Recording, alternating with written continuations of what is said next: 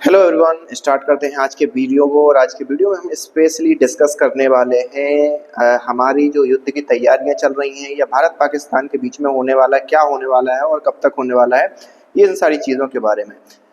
Recently अगर जो खबरें निकल कर जो सामने आई हैं वो उसमें हमें ये देखने को मिल रहा है कि जो भारत की गवर्नमेंट ने 48 घंटे दिए थे पाकिस्तानी नागरिकों को देश छोड़ने के लिए। इसके साथ ही साथ वहाँ पर जो भी पाकिस्तानी नागरिक निकलने के लिए जो उनको जब रेकी की गई, उनकी तलाशी ली गई, तो ऐसे ऐसे तथ्य निकल कर सामने आए कि भाई साहब उनके हस्बैंड जो थे वो पाकिस्तान के अंदर रह रहे थे, लेकिन उनकी जो पत्नियां थीं और बच्चे थे वो भारत के अंदर रह रहे थे और फ्री का राशन पानी ले रहे थे और खा रहे थे। तो ये एक बहुत बड़ी, और ऐसे छोटे मोटे नहीं, लगभग 80,000 के करीब ये मामले निकल कर सामने आए। और दूसरी बात अगर देखा जाए, इसके युद्ध की तैयारियां कहें या रिटेलिएशन की तैयारियां भारत किस हिसाब से कर रहा है, तो लगभग 48 जो टूरिस्ट प्लेस थे कश्मीर के अंदर, उनको सारों को ब्लॉक कर दिया गया है।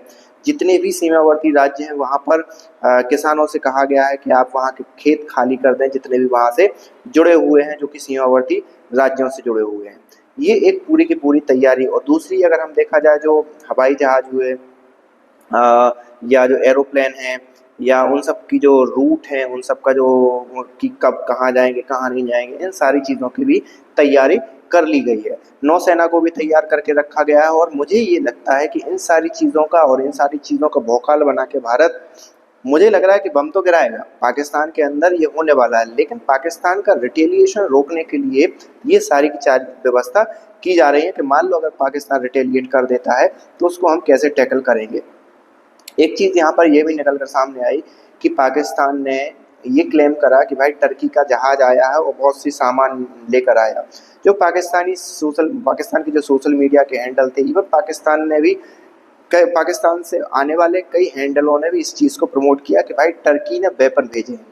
लेकिन ये सारी की सारी चीज़ों को टर्की ने खुद से आकर, जब टर्की ने देखा कि भाई ये चीज़ ज़्यादा से ज़्यादा हवा पकड़ रही है या ज़्यादा से ज़्यादा मार्केट में आ रही है, तो इस सर्कुलर से बचने के लिए टर्की ने सबसे पहला काम ये करा कि स्पेशल खुद का ऑफिशियल नोटिफिकेशन निकाला कि भैया पाकिस्तान हमारा सिर्फ एक जहाज़ गया था, वो भी फिलिंग के लिए, जो होता है ना ईंधन भरने के लिए, जब खत्म हो जाता है तो जो भी नियरेस्ट एयरपोर्ट होता है वहाँ पर जाते हैं जहाज़, इंटरनेशनल जहाज़, और वहाँ पर उनकी ऑयल फिलिंग, जो भी फ्यूल फिलिंग करके वहाँ से उड़ान भरते हैं। तो टर्की ने कहा कि भैया हम ना उसके लिए आए थे और फिर वहाँ से फ्यूल निकल के हम निकल गए आगे।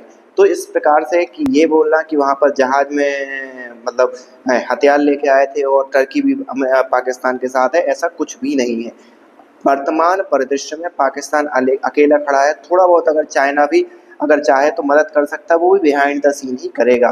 बिहाइंड द सीन करने का ऐसा है कि मान लो हथियार दे दिया, कुछ मिसाइल दे दी, अगर स्पष्ट रूप से चाइना पाकिस्तान का साथ देता है तो फिर उसके लिए चाइना का जो यूएस के साथ जो टैरिफ का युद्ध चल रहा है, उसमें भारत चाइना की बिल्कुल भी मदद नहीं करेगा। और धीरे धीरे भारत चाइना को एकदम से ख़त्म तो नहीं कर सकता, बट धीरे धीरे प्रयास करेगा कि चाइना पर भी टैरिफ लगाए जाए।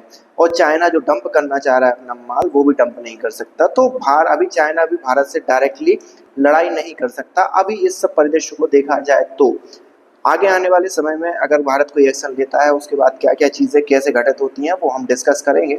लेकिन अभी फिलहाल की स्थिति ये है जो मैंने आपको बताई। आप अपने विचार कमेंट करके बता सकते हैं। मिलते हैं नेक्स्ट वीडियो में, तब तक के लिए थैंक यू।